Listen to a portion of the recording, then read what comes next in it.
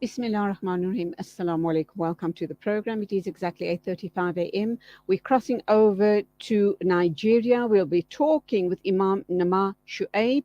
He is a Nigerian-based journalist at the Daily Trust Abuja, and we're looking at the issue around Nigerian elections 2023. What is at stake? Assalamu alaikum to you, Imam. Welcome to the program. Wa alaikum assalam wa rahmatullah. Good morning from Nigeria. Okay, now we know that Nigeria is preparing for the 25th February general elections.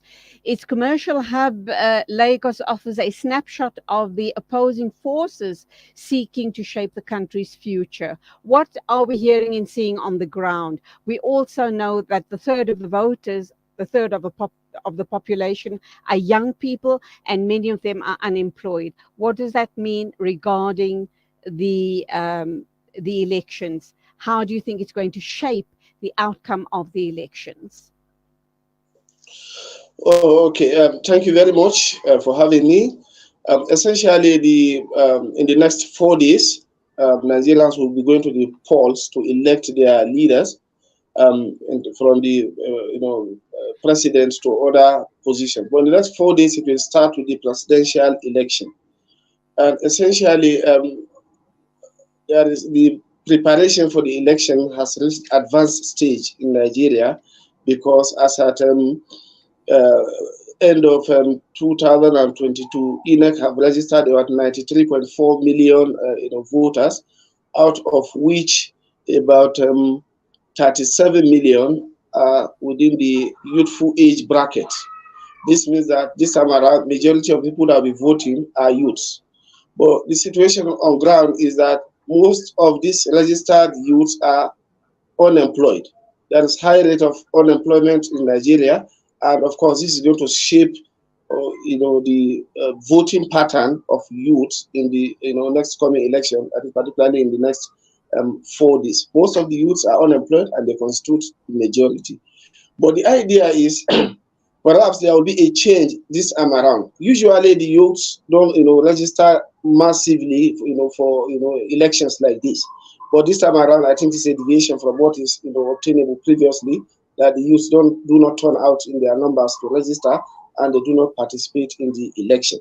But with the situation on ground now, I think the youths are going to take up the challenge and try to participate massively, particularly as the current administration didn't actually deliver what they promised to deliver during their campaigns. Okay, what about Bola Tinubu of the ruling All Progressive Congress, APC?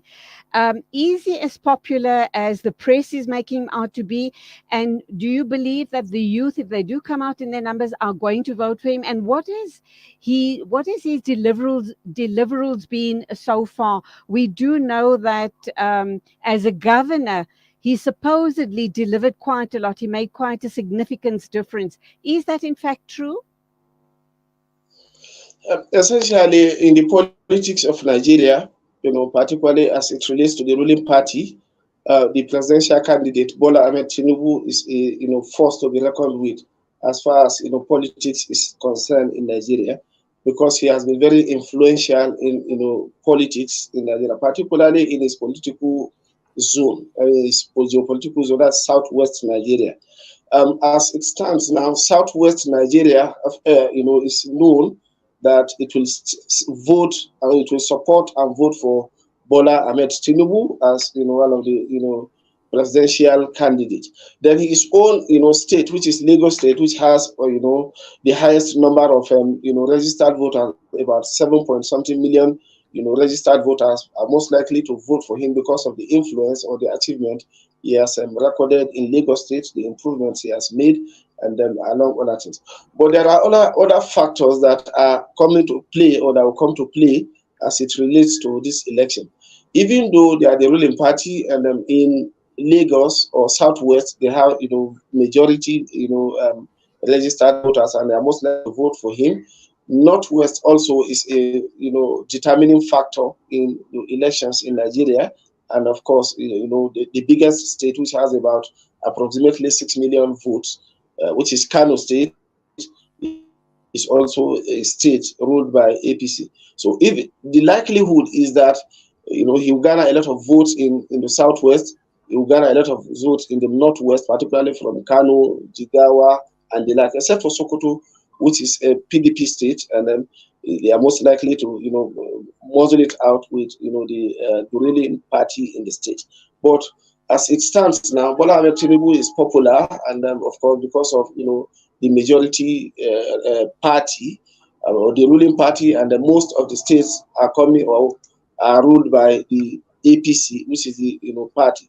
This influence is expected to translate also in the north central as well as the northeast, because his vice president is coming from the northeastern part of Nigeria.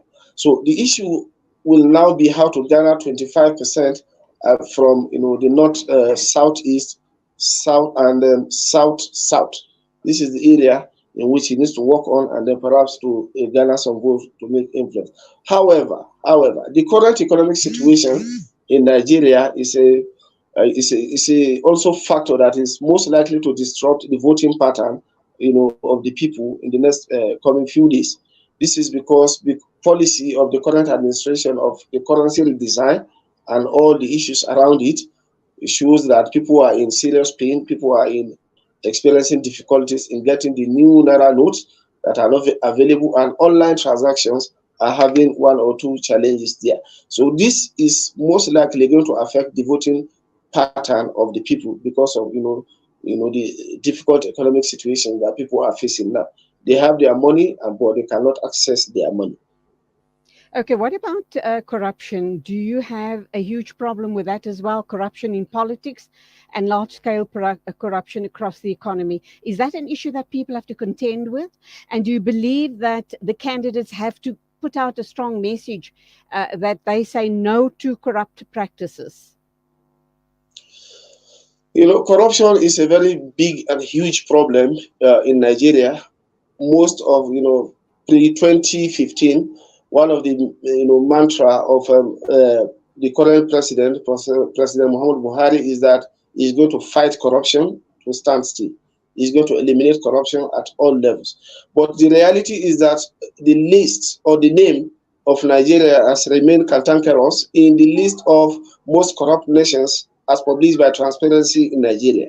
Nigeria have maintained its consistency in terms of one of the most corrupt countries in the publication of Transparency International. So each of the candidates is counting on the fact that he's promising that he's going to make a difference, because people expected a lot of change in this administration in the last 8 years that they have been ruling. But of course, what is the reality is that the corruption has even become more endemic after the administration of President Muhammad Buhari, and the economic situations have also worsened. Insecurity have worsened. So most of the candidates will want to say, okay, we'll do corruption with corruption, we'll fight corruption. But what is the reality is that it seems this administration particularly lacks the capacity or the wherewithal to curb corruption, because we have seen contradictory efforts or positions by the president. Even though he claims that he wants to fight corruption, but we have seen where corrupt individuals that have been convicted by the courts and imprisoned were released by the same administration in the name of maybe they are having issues. All right. Let me ask you this final question. We do know that Mr. Aliko Dangote is the richest man in Africa. And obviously he's very, very involved in rebuilding or taking Nigeria into the 21st century. We know that he's building an oil refinery in a free trade zone, partly owned by the government, nearby a new port built by the Chinese, and it is fully operational. There's also talk of a fourth bridge to link the working class mainland to the business districts on Lagos Island. Does he have a role to play with all of his money and his power and his influence? And how do the people of Nigeria feel about him? So essentially, Mr. Aliko Dangote is the richest man in Africa, or richest black man in Africa, and there is no doubt he's one of the individual or single company or corporate organization that employs the highest number of labor apart from the government. Of course, this position will also influence will give you idea about the influence which he has over, the politics, even though he's not involved directly. But of course, any attempt for him to support any individual, it will make a lot of weight because he is also, having an investment and giving people employment. However, of course, he's also a businessman, and of course, his business interest is key to him. So all efforts are channeled towards supporting individual that he thinks will help sustain, his business interest. So as a businessman, his interest is who will bring up policies that will support, his business interest. And any individual that tilts towards, supporting his, business will gain his support. However, each of the individuals are also private sector driven. The APC presidential candidate Bola Ahmed Tinubu talks about privatization or private driven economy. Labour Party Peter Obi talks about, private sector driven economy. Um, Atiku Abubakar, who was once, the former vice president of the Federal Republic of Nigeria, also talked Okay, I'm about sorry, Imam. We're going to have to leave it there. We've run out of time, but shukran very much. And we hope and pray that the elections is going to have a very, very positive outcome for the people of Nigeria. Imam Nma Shuaib, yeah, thank you for your time on the show this morning. He is a journalist, obviously, with the Daily Trust in Abuja, talking to us about the upcoming elections in Nigeria. The time is exactly 8:41. News and views right here on Salam Media. Please stay with us. Lots more coming your way. Correction, the time is 8:47 a.m. Please stand by.